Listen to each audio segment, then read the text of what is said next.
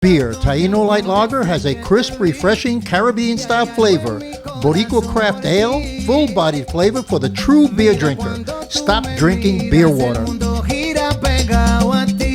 Taino Craft Light Lager and Boricua Strong Craft Ale. Feel the rhythm and come up to craft beer.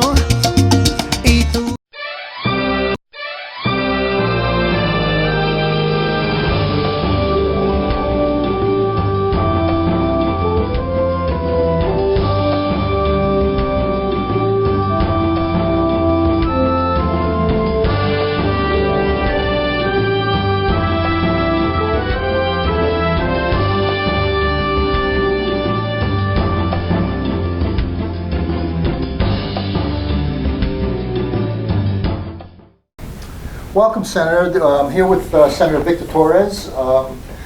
Senator, a lot of things are going on in Puerto Rico, okay? And one of the big subjects in the community is what the hell is going on in Puerto Rico that resulted out of Maria. So I know that during and right after Maria, you were down there on a fact-finding mission, and you dealt and were in up to your nose in dealing with all of the things that were going on right after the hurricane. Right. So you have a tremendous insight as to what is causing what's going on and what happened before. Why don't you take us through a little bit of the history so the people who are not familiar with Puerto Rico, we know a lot of what's going on, but a lot of people don't. So take us through a little history of what happened and what brought us to the point where you see flames in Puerto Rico. Well, thank you for the invitation, first of all. We've had several visits to Puerto Rico. And the inner city, different towns, to see and hear from the different mayors and their issues after Maria.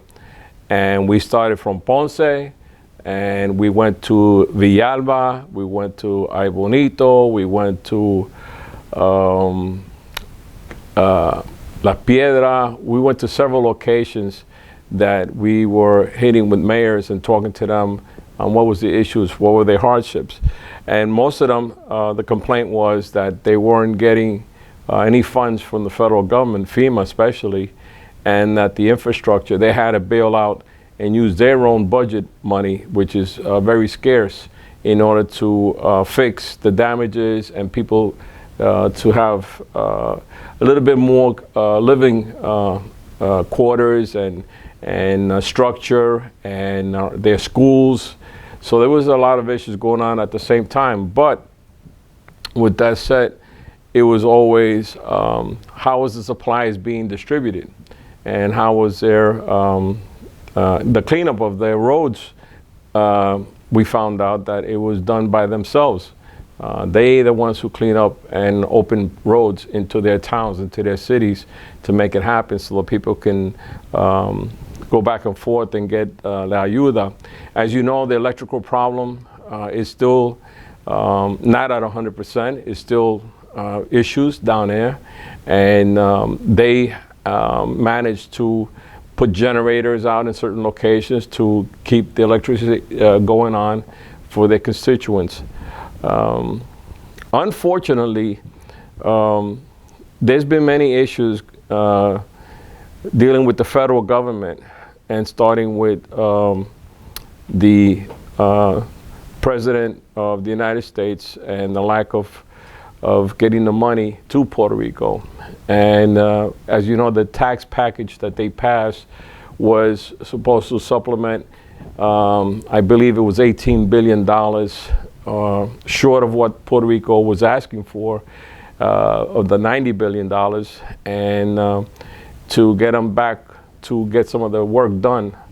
I don't know if that money has been distributed yet. I'm sure that it hasn't been spread out. There still needs a lot of work to be done, but we come up to present date, and unfortunately, we have issues going on in Puerto Rico right now that are sad, very sad. I'm sad. I have family still down there. I still see how families are still struggling, and I think that accountability needs to be brought to the table. I don't believe corruption, mismanagement of funds, the criminal fraud. I think that they're accountable, elected officials. As you can see right now, certain individuals have been arrested or charged with. I'm almost sure this is not the end. This is not the end. This is just the beginning. Many, as we say in New York, many heads will roll, you know. Do you think, is this tied directly to the governor's office? Because there's a lot of calls for resignation, there's marches going on. You know more about Puerto Rico than I do, and I bend to your knowledge, and that's why I'm asking. But there are many demonstrations, there's people burning things in the streets, and I see pictures of flames and all that. Is that a political move, or is it a move that really, really is against the governor because he has a corrupt administration? What is, in other words, the people that are accused were working for him? Well, basically, the ones who were they were appointed as a part of his administration. This, like I said before, accountability. You have to. The buck stops with the governor, like we all say here, right? Where the money is distributed. We don't know what this investigation from the FBI is leading to or where it's going. The demonstrations are a show, for me, is a show of the population frustration of not having things move on the island.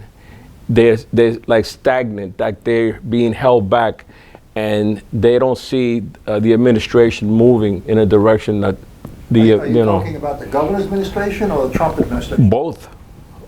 I think one leads to another. I mean, this is like something that people down there are seeing from both sides, saying what is the governor doing and what is the federal government doing, the congressional office, the Congress. And you remember we when Obama was the president, they instituted what they call the Oversight Committee to watch and control the money and everything in Puerto Rico, and we don't know who's doing what, where is it going, and what changes have been made. The issue at hand is when people reach a point that they've had it, they're going to step up, and I cannot blame the people, because I have a family in Puerto Rico, and I feel that this is something that's supporting the families down there and the frustration. To me, there's a process, and when you have the governor and the next in line has resigned already, the Secretary of State and other officials, what are you left with if you remove the governor? There is a process, like our Constitution, there is a process, just like the United States, we have a process that has to be followed. And the process is through the House and through the Senate, and with the President of the Supreme Court of Puerto Rico, if they decide to move in that manner, or if they're going to do impeachment, if they're going to do something drastically. But remember, it's all about what charges are being brought up to those in his administration. Criminal charges will be dealt with criminal, federal charges will be dealt, so you have to look at and see how this develops, who is involved, and then you can follow the trail, This corruption, which is involved the theft of money and also the theft of aid, as I understand it, that actual physical aid was stolen. Is that true? I don't know to be true. I'm not part of an investigation. I have no knowledge as to where it went, who got it. I have no idea. I'm not involved in It's that. got to be sizable, because when you're stealing money from a rescue, there's got to be a lot of people involved. I mean, there's a point, there's a head to it, but other people had to be involved all the way down the line. So it's got to be a big, big, deep hole. Well, you remember that we had money that was millions of dollars that was being given to two gentlemen who were going to put the blue tarps. Yeah, yeah. Remember? Yeah. And the amount it was only 2 people. And remember the electrical outage throughout the whole island. Yeah. There was a company from Texas, Right. 2 guys again. That was $300 million. So that was canceled. But my point is, when the money flows into administration, who controls that flow? Where does it go? You know, I have no knowledge as to what was done in the governor's office and through his administration. I don't know. Do you think the governor should resign? I think the governor. Personally, based upon the circumstances. I think the governor has to sincerely look at the voice of the people out there, and where the people are looking at him, and they're in a hard way. They are sending him a message. Personally, I wouldn't want to be in his shoes. This is my answer to you. I wouldn't want to be in his shoes.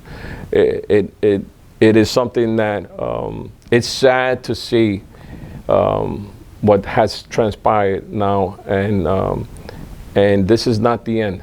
This is just the beginning of what's going on over there. You know. How do you think? Well, we've seen demonstrations here in Orlando. Mm-hmm. People have been reacting very strongly in Orlando and calling for his resignation here too, as well, right? Right, right. But you see, nosotros estamos aquí. Yeah. You're not on the island. The ones on the islands are the ones who have the say. My relatives on the islands have the say. My friends on the islands have the say. I can't speak for them.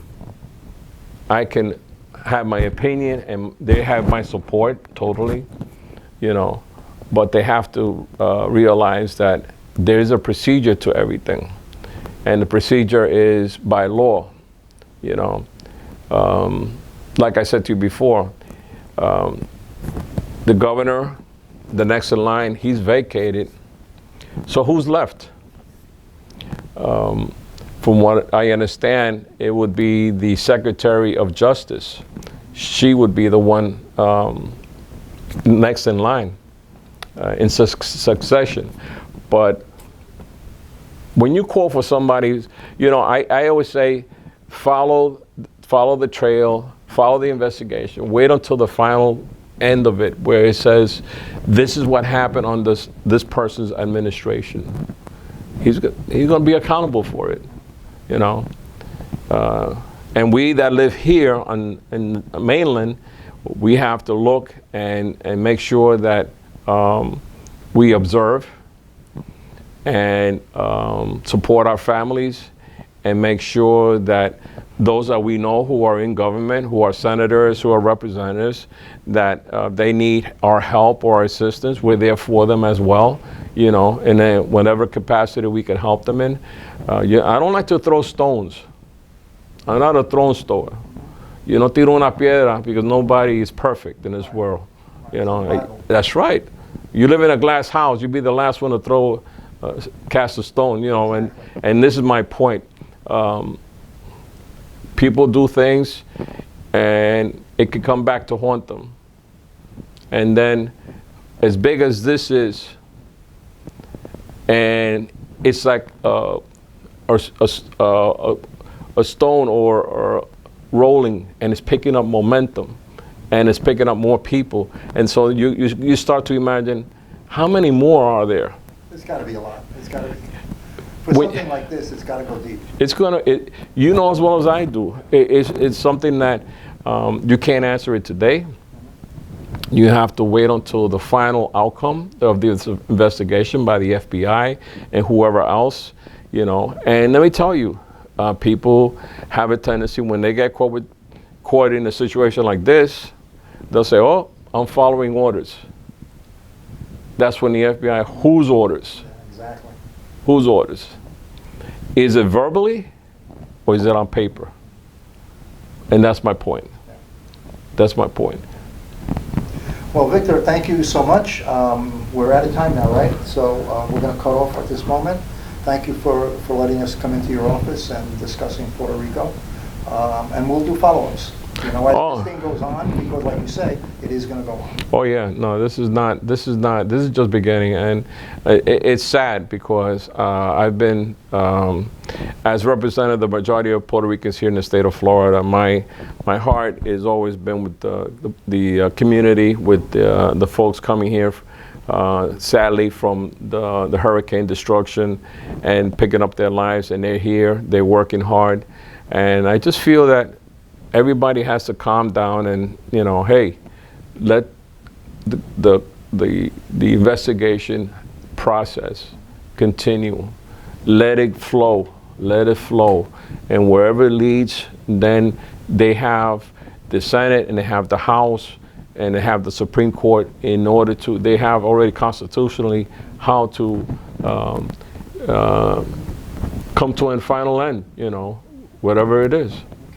Thank you, Senator. Thank you. Appreciate you coming. Thank you. We'll be right back.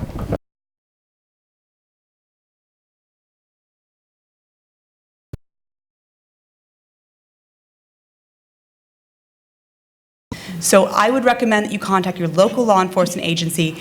Almost every single sheriff's department out there offers a course on internet safety. It would certainly benefit you and your children to be aware of what apps are currently being used, what apps are currently dangerous, how they work, so that you can make sure that you are not inadvertently thinking you're doing the right thing in monitoring your child's phone, and the software of that particular app is going to outsmart you and potentially erase a lead that could save your child one day if you were so unfortunate to be in the situation where your child got taken or targeted. Lisa, also, aren't there a lot of apps, if they're based overseas, the company, that our law enforcement cannot subpoena those records? They can subpoena them, but the company does not have to comply with said subpoena. I know when we used to subpoena Kik, it would be 9 months to a year, which is well outside the speedy trial time, and we couldn't file charges if we didn't have the right evidence. We'd actually lose the ability to prosecute a case because Kik decided they just really didn't care about an American subpoena. And that's one example, but a lot of these companies, you're right, they are overseas. I have one really great tip. Geolocators. Every app has a geolocator. And every group of kids we talk to, I'm like, pull out your phone, go to your apps, turn off your geolocator. Because if I'm talking to somebody, whether it's on Kik or Musical.ly, because if you have Musical.ly and Lively together, there's a chat app, they'll know where you are. There's games out there, Pokemon Go. They actually used, there were perpetrators out there that used that video game to lure kids in. So it's, you know, that's why it's like, it's pervasive and it's scary, but it's only scary if you don't know. If you actually know, you can have the conversation with your child. We don't want to be helicopter parents because that's stifling. But yet at the same time, if we empower our kids and have straightforward conversations with them, that's what's going to make the difference, and have them be aware. And then have them tell their kids. There was a young man that we had that dialogue, and he literally went around, he was 10 years old, went to everybody's phone right after the class. He goes, give me your phone, I'm going to save your life. Give me your phone, because he got it, right? So to have a 10 or a 12-year-old go around to all of his friends and go, we're going to turn off the geolocators, that's what we want, right? And if you, as a parent, can have that kind of conversation with them, then they're empowered. I'm not doing it, they are. Thank you. So I do have, I'm going to rephrase this question here just for sensitivity reasons, but I want to give light that our three survivor warriors here, beyond just sitting on a panel, do represent their own foundations, their own action statements, their own, beyond just a documentary or beyond going to Tallahassee. They are active voices within a community. So for those that may have arrived late, I just want to highlight, for example, Savannah Parvu represents and has started Slaves No More. Tina, on top of the whole coffee shop, is Love Missions, and Lindsay, Ruth, is about Project 8. There is an offer from the audience who is a ghostwriter. If any of the panelists, especially our survivor warriors, is interested in putting a book together, I will have that person probably meet you towards the exit at the end of this. So this now comes to the last question that we have. I'm going to kick it over here to Thomas because it does segue. We've talked about legislation, we've talked about statistics, we've talked about, experiences, we've talked about advocacies, and it also comes down to personal accountability. So the question was asked is, what is being done to decrease the demand? Well, we've covered many topics on that. It really starts with us as well, being the voice, because one voice can literally change the course of a generation life. And this is the reason why we're here standing representing, collective voices from different nations. We've heard heavy, sad statistics. So what can we do to decrease the demand? It is a very deep-seated, dark question, because there are psychologies that bleeds into this. There's potential abuses coming from those that loses their value, self-worth, and they're victims upon victims. There's so many layers that we are fighting at the end of this. So, Thomas, if you want to go ahead and close out our session and really, just share your expertise and last messages with the audience. Sure. So the demand, we need to look at two things. There's a demand for sex, there's a demand for labor trafficking. And so let's start with the labor trafficking. I think Lisa had mentioned it. We had to look at the supply lines. And so I believe as well, as a person of great conviction and spirituality, that we're going to be accountable for the choices we make, especially when we, that the light bulb or the aha moment happens and occurs. That the things we buy, we talked about coffee, the wonderful coffee shop. Where's your coffee coming from? Is it fair trade? Is it community? Direct trade, they call it community trade, the farmer's market. Those are really the questions to ask. Let's start with coffee and chocolate, because the supply line is huge. Unfortunately, even though there's the Palermo Protocol with the United Nations, and every nation has signed on, anti-slavery, we all know that that's not the reality of what's happening around our planet. And so where you're buying your items, please be conscious of that. And thank goodness Orlando's a growing community of, between great agencies like Fleet Farming and the farmers markets that are springing up everywhere, that we know where those products are coming from. They're not coming from slaves, and they're not coming from child labor. And so I think there's Not For Sale has an app. There's other apps that you can Google of what to, when you go to the store, they actually have you can scan the product, So I know it can be overwhelming, so that's why I say maybe start with chocolate and coffee, if that's your favorite thing, and see where those products are coming from. Another aspect of it is the sex trafficking, and there's a demand. There's only human sex trafficking because there's a demand, right? And so what can we do? Well, it really started, again, really the credit to Representative Spano, who led a resolution declaring pornography a health risk in the state of Florida. And that's very historic. It was one of the first, I believe one of the first states to do that. And that was just to have that conversation. I know a lot of times pornography or adult entertainment can be controversial because people say people are choosing to watch that or participate as an adult. But I want to offer you the research and the social science behind that, and that we're seeing that they're starting to watch pornography at a very young age, and the brain's being rewired. There's horrific consequences to the effects of pornography and the link to human trafficking, because then there's some people that want to go buy sex, not just watch it. And so there is a connection that's been proven scientifically. So the demand, there's only sex trafficking because there's the demand, right? And so we need to be on the side of asking those questions as well. And I just want to encourage you, in a way challenge you tonight to start educating yourself on demand. We say demand prevention, demand reduction. It's not popular. because we know that many people are participating in these type of activities.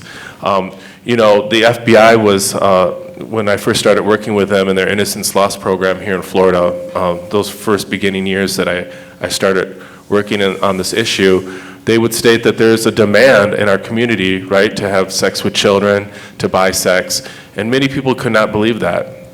And then MSNBC began to air a show called To Catch a Predator.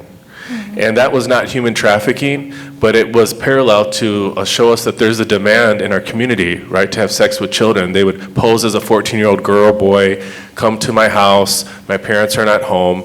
And so many sheriff's departments, especially Polk County here in Florida, started doing these stings for the buyers. And what happens? 50, 100 more show up every single sting. Ladies and gentlemen, that's super frightening. Because think about it, in our community, that many people, and these were not just anybody, these were not drug addicts and homeless, these were lawyers, doctors, pastors showing up every single time they do it, county by county. And so that tells you there's a demand. And those folks maybe think they're going to go rape a child. Well, those are a lot of times the same folks that are buying sex or going overseas when we call sex tourism. And we need to bring the consciousness up that that's not okay. You're ruining somebody's life. You're being a part of the problem and not the solution. And so I believe we're going to see the movement, the anti-trafficking movement, focus more in these coming years on really demand prevention and reduction. All right, and as we come to the conclusion, Tomas and Jan, what are the thoughts you want to leave our audience and our viewers? Well, please get involved. There's something that everyone can do here tonight. You know, we just had one of the people in the audience is an 82-year-old woman who's probably one of our best volunteers. And she says she has the loudest mouth in Winter Park. But she has told so many people about this issue. And she's gone from church to church and police departments and you name it. All of us can do something. So please get involved. You know, there's all these wonderful organizations here. Whatever contribution, you know, some can write a check to one of these organizations. Someone else can be a volunteer. Someone else can be maybe eyes and ears or referrals. Please get involved. We can all make a difference together. Jan? Yeah, so I so eloquently wrote things that I'm not going to say all of them, but there's two things. Actually, three. So the first thing is there really is a solution, and it starts right here. One conversation at a time, one person at a time. And for those of you that are watching, you too, right, on social media, and when this gets edited and aired, there really is a solution, and it's you and me. It's all of us. And I also want to leave you with hope, because we're actually talking about this. Hasn't been talked about for a long time. It's been whispers in the hallways and conversations in the back of rooms. Well, we're shining the light on this, and so there really is hope, and we're the beginning of that hope. And I'm going to make a huge request. So for those of you in the audience, if you've got your cell phones, I want you to pull them out. Some of them are being used to do Facebook Live, so it's okay, you don't have to do that. So grab your cell phones. And, you know, as we were creating this, we really were thinking about what is our hashtag that we want to march across the country? What is that one thing we want you all to left with? So I want everybody to take a selfie right now. Just take a selfie. Yep, if you're watching on TV, take a selfie too, because we're going to give you a hashtag, all right? So take a selfie, smile, yay, hashtag. So once you get that selfie taken, let me know. Okay, good, they're all still trying to focus in. I don't know how to do that. I'm trying to selfie here. Good, okay, Remember, Tomas, I'm my old. phone's over there. Okay, we got the selfies done? Okay, great. So you're going to tell them, I want you to tell them where you are, right? You're at the very first town hall, right? You're at the very first town hall in Orlando about human trafficking. So it's the first thing you want to type.